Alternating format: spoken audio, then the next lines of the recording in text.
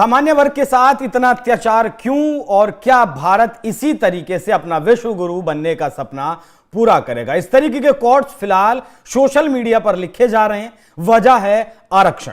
आरक्षण की वजह से जनरल कैटेगरी के साथ अन्याय हो रहा है और इसी से भारत का विश्व गुरु बनने का जो सपना है वो कहीं ना कहीं खटाई में पड़ जाता है। आज बात करेंगे नीट की, नीट एंट्रेंस एग्जाम की, जिससे कि इसे एडमिशन लेकर पढ़ाई करके डॉक्टर्स बनते हैं और वो देश के स्वास्थ्य का ख्याल रखते हैं।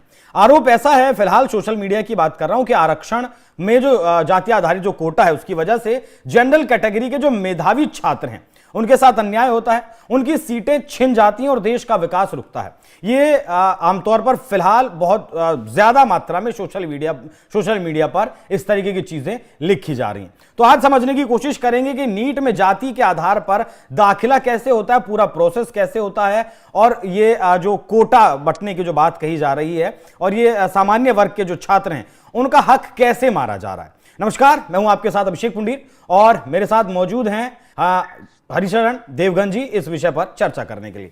सर, बहुत स्वागत आपका। आपने सुप्रीम कोर्ट के समक्ष भी इस मुद्दे को उठाया हुआ है, उस पर भी मैं आऊंगा, लेकिन फिलहाल मुझे समझाइए कि जो नीट यूजी का मसला है, कैसे इसका परसेंटाइल डिसाइड होता है, किन छात्रों को एडमिशन मिलेगा, किन छात्रों को नहीं मिलेगा, क्योंकि ये देश का सवाल है, सिर्फ डॉक्टर्स का सवाल नहीं है। ये जो नीट जैसे पहले चलता था कि जनरल कैटेगरी को 1% जनरल कैटेगरी में ही रखा जाता था और बाकी सारे परसेंटेज को कैटेगराइज करके उनको बांट दिया जाता था। तो यहाँ तक भी एक बहुत बड़ा क्वेश्चन रहा कि जब जनरल कैटेगरी का बच्चा जब 92.5% लाता है या वो 96% लाता, 98% लाता है, बट फिर भी वो सक्सेसफुली वो एडमिशन नहीं ले पाता। उसका रीजन ये है, आप देखो बहुत सारे कोर्ट केसेस ऐसे हैं, उसमें एक आधी अपील तो ऐसी भी आई जिसमें 94-95% का परसेंटेज होल्डर था, लेकिन जनरल कैटेगरी में उसको एडमिशन नहीं मिली बिकॉज सीटें फुल हो गई। एंड फिर उसने, और वो EWS economical weaker section category का बच्चा था, उसको सीट ना मिलने के कारण उसने अपने आप को ओपन कैटेगरी में भी अप्लाई किया, वहां ओपन कैटेगरी में भी उसको नहीं मिला। तो ये समीकरण ऐसा बना रखा है गवर्नमेंट प्लस मेडिकल कॉलेजेस ने कि जनरल कैटेगरी की जो सीटें हैं वो टाइम से पहले ही फिल हो जाती हैं और जो परसेंटेज दूसरे जो कोटे वाले परसेंटेज हैं वो बड़े हो जाते हैं। और वो बड़े होने के लिए जो वो कोटे बड़े होते हैं तो वो बिना लेन देन के वो एग्जीक्यूट नहीं हो पाते, और कोटे में होने के बड़े बिना फंड ट्रांसफर्स के वो नहीं हो पाते हैं। तो ये रीजन रहा कि हमेशा जनरल कैटेगरी में हमेशा उनको नुकसान रहा बच्चों को, और वो they are not able to achieve what they are. मतलब प्राइवेट कॉलेजेस अपनी सीटें बेचते हैं, ये सबसे बड़ा इशू है। ट्रांजैक्शन करते हैं, सीटें बेचना थोड़ा नेकेड कन्वर्सेशन है, उसको मैनेज करना और उसको समीकरण में बिठाना प्लस उसको मैनेज करके ट्रांजैक्शन करना, उसी को बोलते हैं सीटें बेचना। अच्छा सर, जैसे मैं आज इसके बारे में सर्च कर रहा था तो लगभग 60% से ज्यादा तो कोटे की सीटें हो जाती हैं। अब वो आपका एससी का हुआ, एसटी का हुआ, ओबीसी का हुआ, और उस पर भी मैं बात करूंगा, लेकिन क्या ये वाली बात सही है कि जो जनरल कैटेगरी 68.5% है वो 68.5%, बाकी जो बचता है वो जनरल कैटेगरी के लिए है, वो जनरल कैटेगरी के लिए। और जनरल कैटेगरी में समाज जो इतना बड़ा है कि वो रातों रात ही फुल होता है, और जब रातों रात फुल होता है फिर जो डिजर्विंग कैंडिडेट है, जो इकोनॉमिकल वीकर सेक्शन का कैंडिडेट है, जब वो ओपन सीट के लिए जाता है उसको ओपन सीट भी नहीं मिलती। अच्छा, एक और समस्या सर, जनरल कैटेगरी से आते, जैसा मैं पढ़ रहा था अभी, मैं देख रहा था कि जो जनरल कैटेगरी की जो सीटें हैं या फिर जो कोटा बचता है उसमें भी अगर किसी एसटी के बच्चे के नंबर मान लिया 92.5% आ गए और वो इतना ही उसका परसेंटाइल जनरल कोटे का, तो उसका एडमिशन जनरल में हो जाएगा, उसके एसटी कोटे में नहीं होगा। यस, ये मैं कहना चाह रहा हूँ कि अगर उसके परसेंटेज ज्यादा है तो जनरल कोटे की सीटें भी वो ले गया। अगर वो जनरल कोटे की सीटें भी ले गया तो फिर बाकी बचा क्या? जनरल के पास क्या बचा? मैं ना किसी ब्राह्मण की बात कर रहा हूँ, ना मैं किसी शर्मा की, ना मैं किसी गुप्ता की, ना किसी अग्रवाल की, ना मैं किसी जातिवाद की बात नहीं कर रहा। मैं ये बात कर रहा हूँ कि जो जनरल कोटा है, जो 30-32% कोटा है, उस पर भी डायरेक्टली इनडायरेक्टली शेड्यूल जो जो रिजर्व कोटे कोटे वाले हैं, जो जो कोटे रिजर्व वाले कोटा हैं, है। ये है, उसका बेनिफिट भी उनको चला जाता है। हम्म। तो जनरल कैटेगरी के हाथ में बचा क्या? हम्म। आप क्या मेरी बात समझ पा रहे हैं जो मैं आपको बिल्कुल टेक्निकली बिल्कुल समझाना चाह रहा बिल्कुल हूँ? बिल्कुल मैं समझ पा रहा हूं, लेकिन मुझे लगता है कि समस्या ये नहीं है सर। मुझे लगता है समस्या ये है कि डॉक्टर एक ऐसी चीज है जो पूरे देश के स्वास्थ्य का ध्यान रखते हैं। ऐसे में अगर कोई बच्चा लायक है उस पढ़ाई को पढ़ने के लिए, वो नहीं पढ़ पा रहा है, और जो मतलब कहीं की उस कंपटीशन से बाहर है, वो अगर पढ़ पा रहा है, तो फिर देश कैसे आगे बढ़ेगा? साथ में जो ये नेगेटिव परसेंटाइल वाला मसला है वो भी बताइएगा। जो ये सिंपल सी बात है, अगर आपने कल की थोड़ी सी भी आर्ग्यूमेंट देखी हो, तो मतलब कल जो हमारे सॉलिसिटर थे जी शंकर नारायण, उन्होंने बहुत, ही वॉज वेरी एग्रेसिव। कल वो डिफेंसिव मोड पे नहीं थे। अगर आपने ध्यान से देखा, उन्होंने इस बात को बहुत अटैकिंग मोड में रिप्रेजेंट किया बेंच के आगे, और उन्होंने बोला कि माय लॉर्ड ये कैसे हो सकता है, ये पॉसिबल नहीं है। और जजेस ने, बेंच ने भी बोला कि how can you do that. आप यहाँ तक देखें कि एडिशनल एडीजी भट्टी जी के पास भी इस बात का जवाब नहीं था। फाइनली ये बात आई कि हम एफिडेविट सबमिट करेंगे, will come back with a proper reply. अगर ये बात इतनी नीट एंड क्लीन थी, अगर ये बात इतनी ही नीट एंड क्लीन थी, तो एक बेसिक रिप्लाई तो बनता था, डिटेल में बाद में सबमिट कर देते। लेकिन डिटेल में भी वो रिप्लाई नहीं जनरेट कर पाए। तो हम्म। सिर्फ भट्टी जी का खड़े रहना एक रिप्लाई नहीं हो सकता। और thanks to our all team, जो हमारी टीम है, जो हमारी लीगल टीम रही, एडवोकेट सत्यम सिंह रहे, और जो उनके एसोसिएट रही टीम रही, जो शंकर नारायण साहब रहे, इन लोगों ने बहुत एग्रेसिवली अपने आप, अपना जो मोर्चा है, जो फोर्ट है, they are holding the fort very strongly. उन्होंने अपना अपना फोर्ट बहुत स्ट्रांगली संभाला हुआ है इसी के अगेंस्ट में। तो आई थिंक नीट की जो ये जो माइनॉरिटी वाली नहीं जो नहीं सर, मैटर है, सर दर्शक ना समझ नहीं पाएंगे। मुझे पहले बताइए कि आपने सुप्रीम कोर्ट के सामने जो मामला रखा है, वो आपने क्या सुप्रीम कोर्ट को बताया कि ये इसमें नीट में क्या चल रहा है, वो पहले बताइए, उसके बाद फिर ये सुनवाई का बताइएगा। नीट में यही रखा है कि माय लॉर्ड को यही, बेंच को यही समझाने की कोशिश करी गई है कि 40% का जो वो यही जो अपोजिशन थी वो यही बात कर रही थी कि 40% उनके लिए हैं जो already, they are already regular doctors. But regular doctor does not means कि वो पीजी कर सकता है। हम्म। मतलब वो पीजी में लो मार्क्स, लो स्टैंडर्ड पे जाके वो पीजी में एडमिशन ले सकता है। ये लॉ कहता है कि when the exam, when the post, when the in the post graduation अगर पीजी कर रहा है, तो exams has to be more tougher and has to be more micro observed. मतलब ऐसा नहीं कि अगर वो पीजी में आया है तो उसको रिलीफ मिल रही है या उसको रिलीफ देनी चाहिए मेडिकल टीचिंग के अंदर। ये हमारे सेक्शन ने बोला बेंच को। बेंच ने बहुत एग्री किया इस बात को कहीं ना कहीं कि उन्होंने रिप्लाई मांगा है। और एस जी की, भट्टी जी के पास भी, सुप्रीम जनरल के पास भी मेरे ख्याल से इस बात का रिप्लाई नहीं था। उन्होंने यही कहा कि सीटें खाली रहेंगी, बट सीटें खाली कैसे रह सकती हैं? अगर इंफ्रास्ट्रक्चर बना है तो सीटें खाली रहेंगी। और सेकेंडली उनके पास एक बेसिक रिप्लाई भी नहीं था कि वाई पीजी के लिए हमने 40% को माइनस करने का एक रेशियो होता है, एक 0% होता है। And just they are standing only on one statement कि they are regular doctors. Regular doctors का मतलब ये नहीं है, अगर एमबीबीएस कर लिया इसका मतलब ये नहीं है कि वो पीजी में -40 के हकदार हो गए। तो आई थिंक जो लेजिटिमेट बेंच ने जो स्टेटमेंट दिया वो बहुत बहुत अप्रिशिएटेबल था। And all kudos, all appreciation goes to our legal team and our team which has represented this case. और जो हमारी लॉबी है जो प्रोटेस्ट कर रही है इसके अगेंस्ट में, खास करके जी शंकर नारायण, जो उनकी जो सीनियर लॉयर्स हैं हमारे, उन्होंने जो इस तरीके से रिप्रेजेंट किया वो बहुत ही फैबुलस तरीके से रिप्रेजेंट किया। आई थिंक गवर्नमेंट के पास या यूनियन के पास इसका जवाब नहीं होगा। I am very strong about it. मतलब आप कहना चाह रहे हैं कि जो डॉक्टर बन गए, यूजी करके जो डॉक्टर बन गए, उन्हें अगर पीजी में एडमिशन लेना है और वो अपना कोटे के डॉक्टर है, मतलब एसटी एससी ओबीसी में अगर वो आते हैं, उनके -40 भी उनकी परसेंटाइल है, तब भी उनका एडमिशन हो सकता है? अगर वो कुछ नहीं भी करें तब भी उनका एडमिशन हो सकता है। मतलब अगर 0 नंबर भी वो लेकर आते हैं तो भी उनका एडमिशन हो हाँ, सकता है? तब भी उनका एडमिशन हो सकता है। तो इसमें ये दिखने और सुनने में और सोचने में बहुत ऑकवर्ड लगता है। जैसे अपोजिशन लॉयर्स ने एक स्टेटमेंट दी कि दूसरी सीटें, सोनोग्राफी, ये ग्राफी, रेडियोग्राफी की सीटें खाली रह जाती हैं।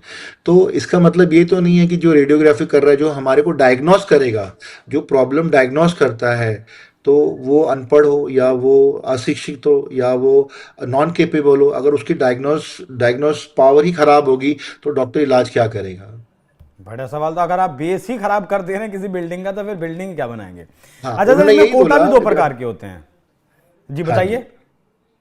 भट्टी साहब ने यही बोला कि माय लॉर्ड, उन्होंने ये बात बकायदा बोली कि माय लॉर्ड, जो मेजर है ऑर्थो, डेंटल, सर्जन, ये सब बहुत सीटें बहुत जल्दी फुल हो जाती हैं। तो सर जो सीटें रह जाती हैं वो रेडियोलॉजिस्ट रह जाती है, और ये रह जाती है एक्सरे वाली रह जाती है, जो डायग्नोटिकल जो मशीन ऑपरेटिव सीटें होती हैं, जो डायग्नोस करने के काम आती हैं मरीजों को, वो डॉक्टरेट की जो सीटें हैं वो रह जाती हैं खाली। इसका मतलब उन सीटों पे वो उनको बिठाना चाहते हैं जो केपेबल ही नहीं है, जो पास ही नहीं हो सकते।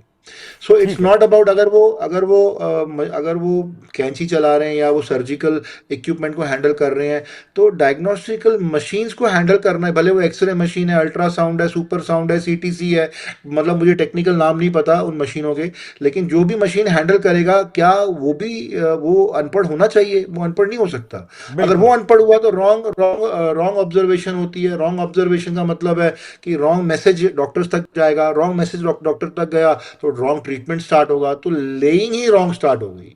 बिल्कुल सर, एक देश है क्यूबा। इस देश में सारे डॉक्टर सरकारी हैं, प्राइवेट नहीं है। मतलब कॉलेजेस भी सरकारी होंगे, हॉस्पिटल भी सारे यहाँ पर। आपका ये एग्जाम्पल मैं क्यों दे रहा हूँ आपको बताऊंगा। वहां सब कुछ सरकारी है। लेकिन मैं जैसा देख रहा था, यहाँ इंडिया में फिलहाल कोटा 15% है। 15% सीटें हैं जो सरकारी मेडिकल कॉलेज में दी जाती हैं, बाकी 85% जो सीटें हैं वो प्राइवेट कॉलेजेस में अलॉट की जाती हैं। क्या ये बात सही है? बिल्कुल। बिल्कुल सही है ये। इसमें कोई, हमने जो रिसर्च करी थी, अपना जो बैकग्राउंड चेक किया या जो हमने ड्यू डिलिजेंस किया, उसके अंदर जो आप फिगर्स बोल रहे हो, इसमें कोई एरर नहीं है, ये तो क्या करेक्ट इस है। इंफ्रास्ट्रक्चर को और ज्यादा बड़ा नहीं करना चाहिए सरकार को? 200% सरकार को करना चाहिए। अब मैं, आपने अपनी अपने सवाल में आपने अपना जवाब दे दिया कि अगर गवर्नमेंट मेडिकल कॉलेज का इंफ्रास्ट्रक्चर बड़ा होता है तो सारे उसमें समाते हैं, लेकिन जब प्राइवेट कॉलेज बड़ा होता है तो प्राइवेट कॉलेज का मालिक बड़ा होता है उसमें। प्राइवेट कॉलेज जस्ट एजुकेशन बड़ा नहीं होता, उसके अंदर उसका अपना जो धन कोष है, जो उसका अपनी ट्रेजरी है, जो उसकी अपनी इनकम है, जो उसके अपना रेवेन्यू जनरेटिंग मॉडल है, वो बड़ा होता है। उसमें एजुकेशन बड़ा नहीं होता। गवर्नमेंट का स्ट्रक्चर बड़ा होता है, वेलकम है। और गवर्नमेंट को एक बहुत स्ट्रॉन्ग बजट इशू करना चाहिए मेडिकल कॉलेज के इंफ्रास्ट्रक्चर के लिए, लेकिन वो संभालेगा कौन, उसके दायित्व कौन लेगा, उसकी लायबिलिटी कौन लेगा? शायद इस वजह से गवर्नमेंट एक बोल्ड स्टेप नहीं उठा पाती। और मजे की बात यह है कि जो 15% सरकारी कॉलेजेस हैं, इसमें से भी ओबीसी और जो नॉन क्रीमी लेयर हैं उसके लिए 27% दिया गया है। ईडब्ल्यूएस जो इकोनॉमिकली वीकर सेक्शन है उसके लिए 10% दिया गया है। एससी के लिए 15% और एसटी के लिए 7.5%, और साथ में 5% जो पर्सन विद डिसेबिलिटी है उनके लिए भी दिया गया। तो मतलब जनरल के लिए सीटें बचती कहां हैं, मुझे समझ में ये नहीं आती है। बाकी जो अनरिजर्व्ड हैं वो सबके लिए खुली हैं। वो सिर्फ जनरल के लिए नहीं खुली हैं, वो भी एससी एसटी ओबीसी के लिए भी वो खुली हैं। मैं ये कहना चाहता हूँ पंडित जी आपको, S T OBC other caste, ये सब एक बार भूल जाते हैं। अब हम आते हैं इकोनॉमिकल वीकर सेक्शन, ईडब्ल्यूएस के लिए। इकोनॉमिकल वीकर सेक्शन के मैक्सिमम बच्चे, बहुत सारे बच्चे, major portion economical weaker section का है, जो बच्चे लायक निकलते हैं, जो पढ़ना चाहते हैं, जो डॉक्टर बनना चाहते हैं, वो मैक्सिमम इकोनॉमिकल वीकर सेक्शन से आते हैं। अब इकोनॉमिकल वीकर सेक्शन का परसेंटेज इन्होंने 10% रख दिया, तो 10% ना बहुत बहुत कम है। मतलब जो लायक बच्चों में कंपटीशन, रैट रेस चालू कर दी, और नालायक बच्चों को ओपन फील्ड मिल गई। मतलब नालायक बच्चा अकेला भाग रहा है रेस में और वो जीत रहा है, उसकी रेस में कोई नहीं है, लेकिन जो लायक बच्चों की रैट रेस बना दी। तो ये थोड़ा सा अनजस्टिफाइड है। इसको एक समीकरण चाहिए, एक बैलेंस चाहिए। अगर ये पॉलिसी रीड्राफ्ट नहीं हुई कोटे वाली, तो आप मान के चले हमारी जो मेडिकल सिचुएशन है, जो हमारी अर्थव्यवस्था, मेडिकल पूरा अर्थव्यवस्था है, वो ढांचा हिलनी बिगड़ शुरू हो जाएगा जाएगी। सर मेडिकल का। हाँ, पूरा ढांचा बिगड़ जाएगा। और देखना ये होगा कि पहले लोग हमारे यहाँ पर इलाज कराने आते थे, अगर ये नहीं ठीक हुआ तो 15 साल बाद हम कहीं और इलाज कराने जाएंगे। मे बी हम, जैसे लोग उस दिन, कौन क्या है पता नहीं, मुझे कोई कह रहा था कि टर्की में इलाज होता है, यूक्रेन में इलाज होता है, तो जहाँ मेडिसिन प्रैक्टिस अच्छी होगी फिर वहाँ जाया जाए। नहीं, यूक्रेन हमारे देश के बहुत सारे बच्चे पढ़ने के लिए जाते हैं। वो जब युद्ध शुरू हुआ था, वो जो बच्चे आए थे वो सब मेडिकल के ही थे। मेडिकल ये के भी थे। ध्यान देने वाली बात है, जब सरकार एक तरफ कहती है कि उसने 20 करोड़ लोगों को गरीबी रेखा से नीचे से वो ऊपर लेकर आई है, तो उसको ये भी ध्यान रखना होगा कि एक बड़ा सेक्शन, मतलब आर्थिक तौर पर जो गरीब लोग हैं, उनके लिए पढ़ने की, उनके बच्चों के लिए पढ़ने की व्यवस्था सरकारों को, सिर्फ इस सरकार को नहीं, सरकारों को, पिछली सरकारों को भी करनी चाहिए थी। और अगर पिछली सरकारों ने नहीं की है तो आज की सरकारों को करनी चाहिए। बात अगर करें तो नीट का एग्जाम एनटीए कंडक्ट करवाता है। इसमें आपका रैंक डिसाइड होता है, कितने नंबर आपके आते हैं। रजिस्ट्रेशन में आपको कैटेगरी चुननी पड़ती है, जनरल है, ओबीसी, एसटी है, या फिर जो भी कुछ आपका कैटेगरी है। उसके बाद कट ऑफ लगती है, वो अलग अलग होती है। हर कैटेगरी के लिए कट ऑफ भी अलग अलग होती है। अगर ये कट ऑफ भी रखें तो भी चीजें समझ में आती हैं। जनरल के लिए ज्यादा कट ऑफ होती है और रिजर्व कैटेगरी की कट ऑफ जनरल से कम होती है। फिर काउंसलिंग होती है, फिर आपको कोर्स चुनने पड़ते हैं, उसके बाद जाकर आपका दाखिला एडमिशन होता है। बिल्कुल, मैं कुछ गलत तो नहीं बोला है सर? इसमें अभिषेक जी एक ही बात है, जो पूरा दुख है ना इस पूरी कन्वर्सेशन का, कि जनरल कोटे में आने वाले बच्चों के साथ नाजायज होता है, ये बात आप समझो। हम्म। दूसरा, जो इकोनॉमिकल वीकर सेक्शन के बच्चे हैं उनके साथ बहुत ज़्यादा नाजायज होता है, बिकॉज इकोनॉमिकल वीकर सेक्शन के बच्चे ज़्यादा लायक होते हैं, बिकॉज उनको अपनी स्ट्रगल पता होती है। और जो जो जो कोटे वाले बच्चे हैं उनको वॉक ओवर मिलता है। वॉक ओवर का मतलब है कि वो उनको ओपन फील्ड मिलती है वॉक करने के लिए। तो ये ना थोड़ा सा क्वालिटी, क्या बोलते हैं, डॉक्टर की क्वालिटी मैन्युफैक्चरिंग में प्रॉब्लम करेगा ये। को मैन्युफैक्चरिंग का मतलब हम डॉक्टर बनाते ही हैं बेसिकली, है ना। Making of doctors are the industry of making of doctors and medical practitioners is in a problem. अगर हमने ये ठीक नहीं किया, और खास करके ये अगर शुरुआत होगी तो ये नीट की पॉलिसी को वापस लेके ही शुरुआत होगी। बिल्कुल, बहुत धन्यवाद सर जुड़ने के लिए। और जो काम आपने सुप्रीम कोर्ट में इसकी याचिका डालकर किया है वो भी एक मतलब काबिले तारीफ है। ऐसा मुझे लगता है कि पहले हो जाना चाहिए था। बाकी सरकारों को इस विषय पर सोचना होगा। इसका सारा श्रेय जो है मेरी लीगल टीम को जाता है, बिकॉज मेरी पूरी लीगल टीम ने बहुत समझदारी से इसका पूरा ड्यू डिलिजेंस किया है। हमारे एडवोकेट सत्यम सिंह हैं, उन्होंने बहुत, उनकी पूरी टीम ने बहुत ही डीप रिसर्च किया, बैकग्राउंड चेक किया, पॉसिबिलिटीज निकाली, उसके बाद ही पीआईएल फाइल करी। ऐसी मुंह उठा के पीआईएल फाइल नहीं करी। बिल्कुल, और समझना होगा सरकारों को भी और देश को भी कि आपको हमारी बातें सुनकर, शायद मेरी बात सुनकर लग रहा होगा दर्शकों कि मैं ओबीसी, एससी, एसटी को मिलने वाले कोटे के खिलाफ हूं, मैं आरक्षण के खिलाफ बिल्कुल नहीं हूं। लेकिन मेडिकल की बात जब आती है तो इस देश में डॉक्टर को भगवान का रूप माना जाता है। वो जिंदगी बचाने का काम करता है, और ऐसे में अगर जिंदगी बचाने वाला इंसान ही सही तरीके से पढ़ा लिखा नहीं होगा, जैसा सर ने बोला कि उसकी अगर क्वालिटी में ही, उसकी मैन्युफैक्चरिंग में अगर डिफेक्ट होगा तो फिर वो कैसे किसी दूसरे का इलाज कर पाएगा। इसलिए इस विषय को सरकारों को, या फिर जो भी लोग जिम्मेदार है, जो भी लोग तय करते हैं इस कोटे को, उन्हें सोचने की जरूरत है, समझने की जरूरत है। जो पढ़ सकता है, जो पढ़ना चाहता है, जो काबिल है, जो लायक है, उसका ही एडमिशन मेडिकल में हो, या फिर जहां भी जो भी संस्थाएं उनमें हो। बाकी सर बहुत धन्यवाद आपको जुड़ने के लिए। बाकी दर्शकों, आप इस विषय पर क्या सोचते हैं, कमेंट बॉक्स में अपनी राय जरूर दीजिएगा। नमस्कार।